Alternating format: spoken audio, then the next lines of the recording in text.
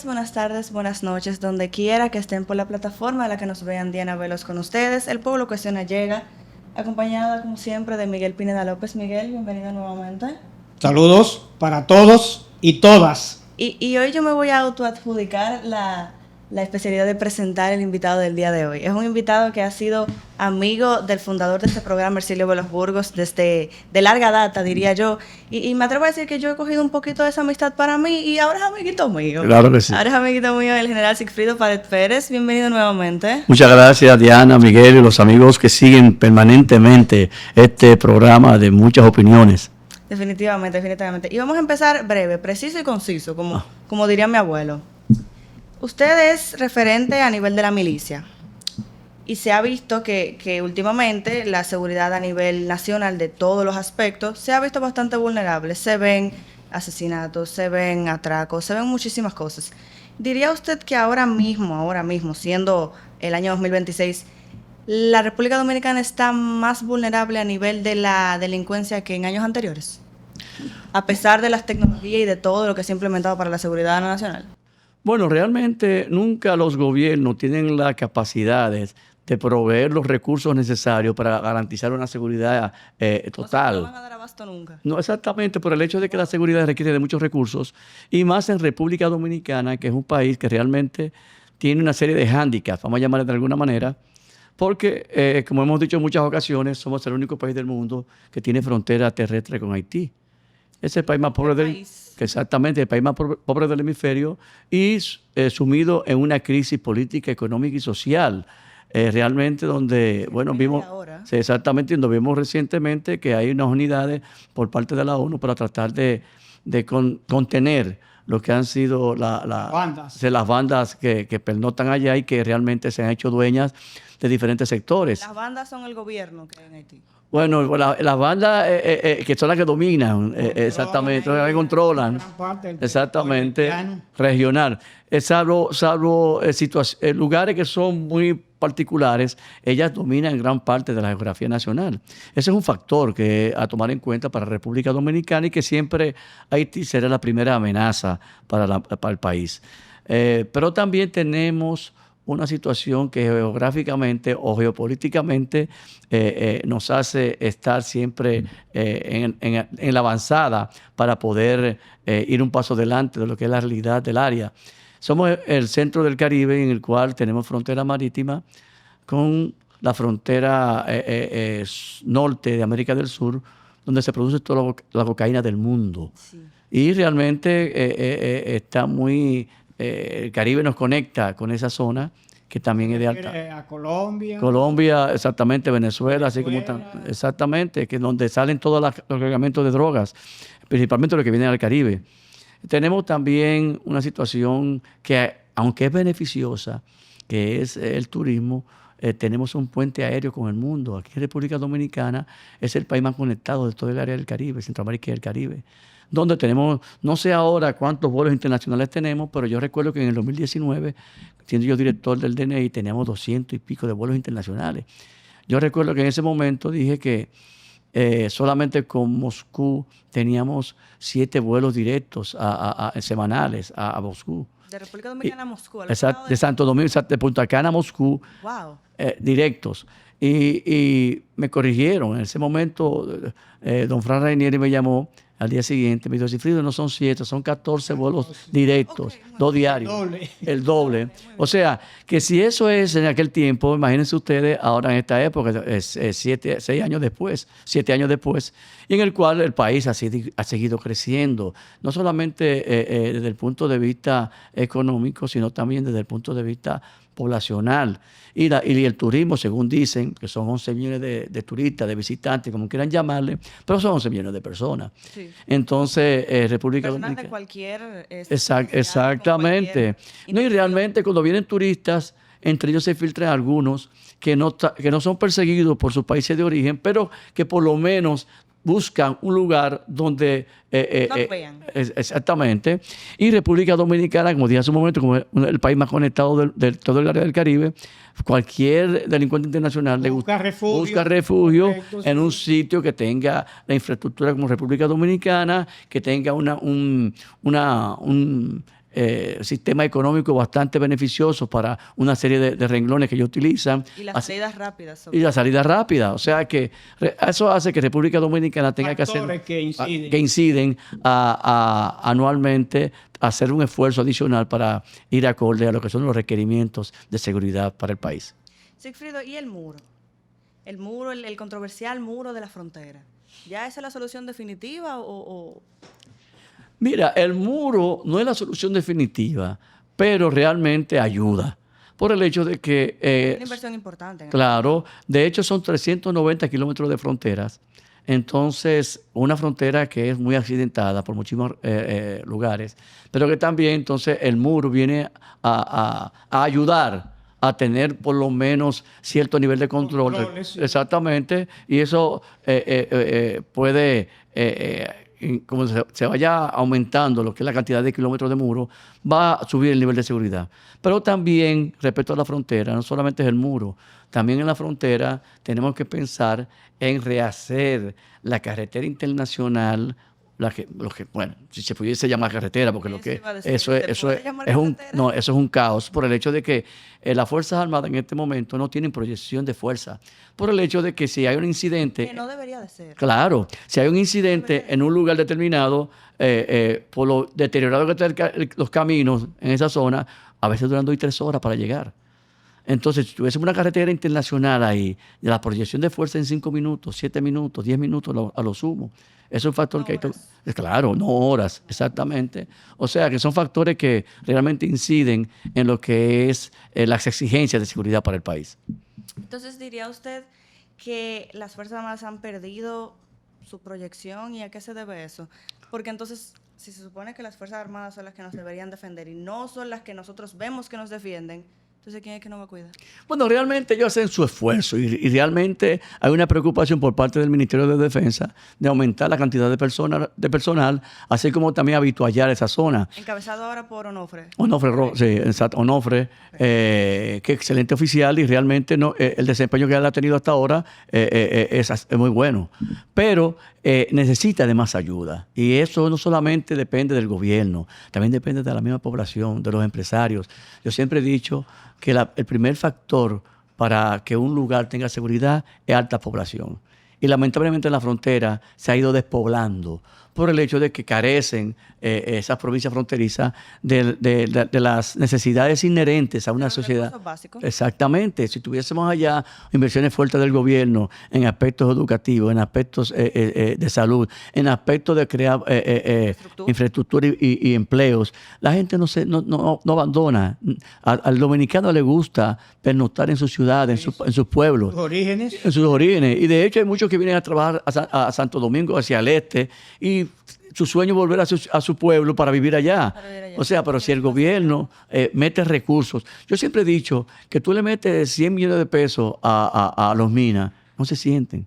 Ahora tú le metes 100 millones de pesos a Jimaní, se siente. Claro. Entonces es un factor que hay que tomar en cuenta y a los políticos, no solamente al gobierno, a todos los políticos que aspiren a llegar a la presidencia, deben tomar en cuenta en sus planes de gobierno un esfuerzo para aumentar lo que son las capacidades del gobierno frente a la frontera. Y ahora le voy a dar el placer a Pineda López, que me está haciendo ya ojito, que no le he dejado hablar. No. Me he dejado hablar. El exministro, dicho sea de paso, Sigfrido Pared Pérez ha sido el único militar que ha ostentado 2 veces el rango de ministro. Primero secretario, ¿no? Primero secretario de las Fuerzas Armadas. Del 2004 al 2006 y ministro del 2013 en adelante. Correcto. Sí, porque desde el 2008 o 2009 que se cambiaron las secretarías por ministerios, se llamó Ministerio de las Fuerzas Armadas. Entonces, con la nueva ley orgánica del año 2013, la 139, se denominó Ministro de Defensa. Efectivamente. O sea que hemos ostentado los 3 títulos.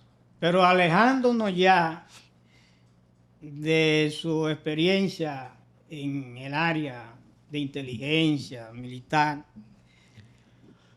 usted ya es político hace unos años. Sí, claro. Usted ingresó a las filas del PLD. Yo tengo el historial de la mayoría de los exmilitares que se dedicaron a la política. algunos de ellos exitosos, Elías Wessing, que fue el fundador del PQD, Partido Quisqueyano Demócrata, uno de los últimos jerarcas, líderes militares. Estuvo también Adriano Valdés Hilario, que formó un partido político. Fue diputado también. Y alguien a quien a mí me gustaba mucho entrevistar, Homero Lajara Burgos, también. contraalmirante retirado. Sí. Para usted, la transición de la milicia a la política ha sido difícil. De hecho, en ciertos aspectos sí. Yo siempre he dicho que uno... Porque usted sigue teniendo el lenguaje un tanto cauteloso, conservador. Bueno, el ADN de uno. No se pierde. Sí, pero realmente hay que entender que la política en República Dominicana es muy particular. Y de hecho, las etapas de la práctica política que ha cambiado también. No es igual hablar de política en los años 70, 80, que en el año 2026. Las redes sociales no son las mismas. Exactamente. Y aparte de eso también, las Fuerzas Armadas se han ido renovando y han ido acorde a lo que son... Se han institucionalizado. Exactamente. Y naturalmente hay muchos de ellos que salen de las Fuerzas Armadas y participan en política. Yo participo en política... Excúseme, se me olvidó a Zorrilla Osuna. Zorrilla Osuna también, que tiene un partido y que el Cívico es Renovador. Sí. Pero ya esos son algunos que de hecho tenían esa picada, vamos a llamarle así. Neini Barceja logró también, sí, también dar un partido político. Exactamente, y que realmente fueron su partido político y realmente trillan un camino que es bastante difícil para esos partidos pequeños. Pero a mí simplemente, bueno, pasé al Comité Central del PLD. Siempre he dicho que uno, mientras pueda ayudar, porque el que va a la política va a servir.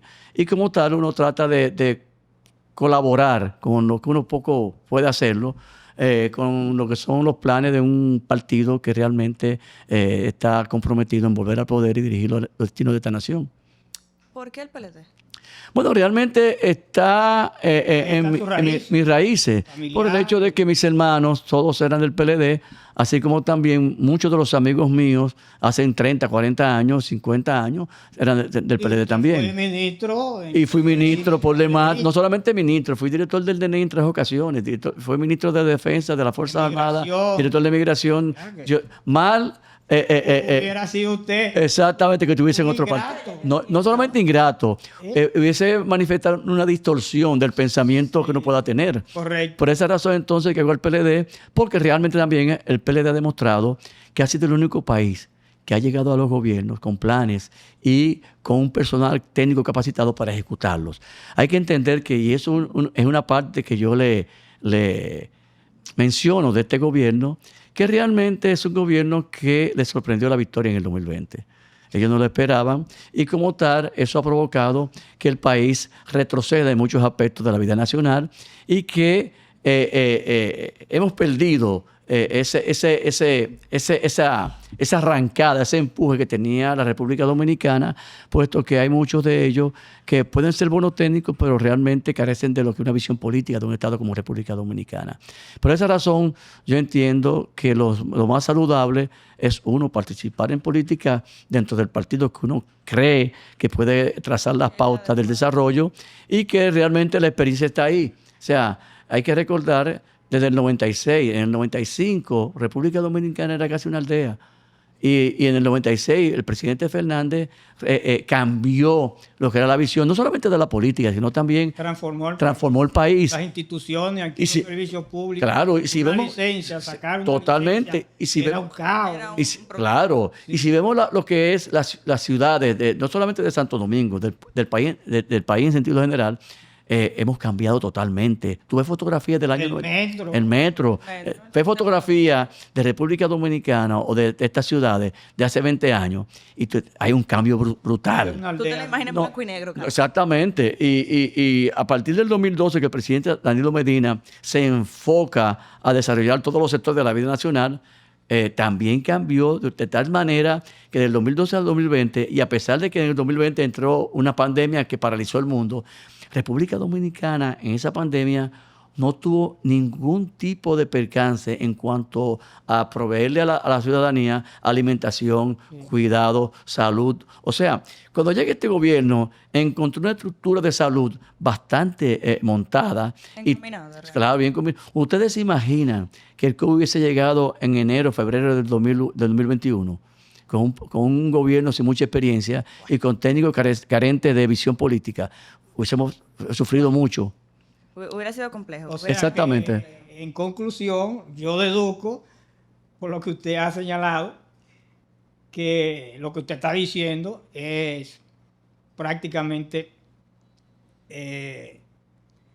haciéndole, si se quiere, aceptando y validando la tesis del expresidente Danilo Medina. Totalmente. Con el PLD se Mil veces. Pero también hay que, como dije hace un momento, hay que también, no perdonarlo, pero por lo menos entenderlo de estos funcionarios. Y es el hecho que en el 96, recordemos que en el 96 Joaquín Balaguer era presidente, le entrega a Leonel Fernández, pero ¿a quién le entregó Balaguer?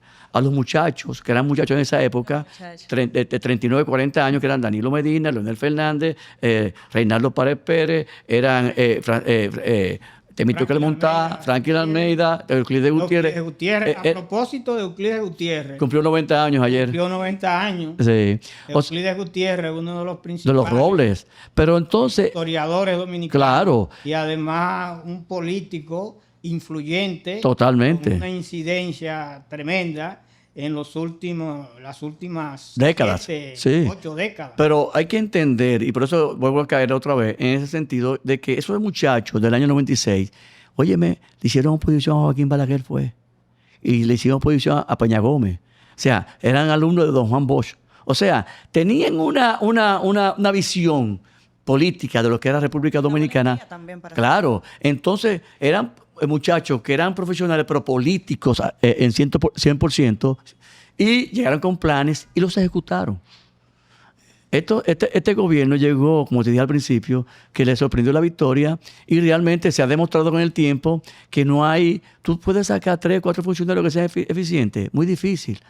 Entonces, los servicios en República Dominicana se han perdido los servicios y realmente el dominicano está añorando ver otra vez un país que funcione, que las instituciones funcionen, que tú puedas desarrollar y eficientizar los servicios. O sea, requerimos de que vuelva el PLD al poder. Pero sí. usted olvida, adrede, que tanto Leonel como Danilo, en sus administraciones hubo muchas sombras. Sí, no es que ha sido... No, todos los gobiernos, de alguna manera u otra, tienen actos de corrupción. Ahora bien, cuando usted pasa balance, se va a dar cuenta de que toda la legislación para el control de los recursos, así como también para evitar escándalos de corrupción, lo hizo el PLD. Todas esas leyes están puestas ahí. Esa oficina de contrataciones públicas fue el PLD que la creó. O sea, fue una visión de que usted, si quiere hacerlo bien, lo puede hacer bien. Ahora, si usted se distorsiona, no importa de qué partido sea, lo va a hacer mal. Lo va a hacer mal. Entonces, ¿cuáles son? Y voy a entrar un poquito en un tema contundente y controversial. Para el 28, ¿qué esperamos ver en la boleta del Partido Morado? ¿Quiénes son los que van? ¿Qué es lo que hay para el 28? Bueno, el partido decidirá quién será el candidato ideal por el hecho de que está en un proceso de selección de su candidato, porque estamos viendo que el presidente Fernández es el candidato de la Fuerza del Pueblo. Ya, eso es prácticamente un hecho. Y vemos que el gobierno tiene, hasta ahora se están viendo 2 candidatos. Que son o David Collado o Carolina Mejía. Pero ahí está Guido Gómez Mazara. Sí, pero... Es el más completo. El que tiene... Bueno, pero lo que hay que ver cuáles son los que... Y Carolina. Sí, ellos tienen... Sí, y son más, pueden ser más, pero se están viendo las caras de quiénes pueden ser. Ahora, en el Partido de la Liberación Dominicana, bueno, vemos a Francisco Javier, vemos a Gonzalo Castillo, vemos a Charlie Mariotti, vemos a... Charlie Mariotti padre. Sí, Mariotti padre. Y vemos a algunos que también tienen aspiraciones. El PLD va a decidir quién va a ser que va a encarnar los mejores intereses, así como también las políticas a desarrollar por parte del PLD cuando llegue al poder. Pero el candidato de Danilo es Gonzalo Castillo. No creo, no. Él no tiene candidato ahora. Porque tanto Francisco Javier como Gonzalo Castillo son muy amigos del presidente Danilo Medina, y realmente ambos políticos tienen mucha incidencia en el país. Francisco Javier como político al fin, jefe de campaña por varios presidentes, Sí, y Gonzalo Castillo como uno de los mejores gerentes que ha tenido. Bueno, de hecho, muchos ingenieros me han dicho a mí que el mejor ministro de Obras Públicas de toda la historia ha sido Gonzalo Castillo, y no es ingeniero, es un gran gerente. O sea, que el PLD ofertará lo mejor que tiene para mostrárselo a la ciudadanía, y que ella entienda que ya el 2028 será el año de retorno nuevamente al desarrollo, a los servicios, así como también a las aspiraciones de felicidad que requiere el pueblo dominicano. A propósito de aspiraciones, usted tiene aspiraciones lógicas, legítimas, dentro del PLD. Usted por el momento no. Por el momento no. Sí, bueno, en virtud de que yo entiendo, yo soy, como decimos en el argot militar, un recluta en el aspecto político, y realmente hay muchos miembros del partido a nivel nacional que han dedicado 20, 30, 40 años y que tienen la madurez política, así como también el liderazgo local, que lo hace a ellos atractivo en las boletas que va a presentar el partido. O sea, que usted... Por el momento no tengo... Es prematuro. Sí, no, por el momento no tengo aspiraciones de... Con la simpatía que usted tiene por su exitosa carrera, tanto en la Armada como en el plan administrativo, en las social también, instituciones que dirigió, en todas usted dejó un gran legado. Muchas gracias. Y es un hombre afable, simpático, y eso le ha granjeado... Yo siempre estaré donde diga, no solamente el partido, sino donde diga la sociedad dominicana. Yo ahí, no importa, yo siempre he dicho que para servir no hay que traer un cargo. Tú puedes ser administrador de una cuneta y ya ahí tú haces tu trabajo, hacerlo bien. Y esa es la idea que tenemos aquí en el partido, que cuando llegue el PLD al poder, si el presidente que se entiende que uno pueda servir, bueno, irá uno donde se considere. Nuestro interior está mejorando.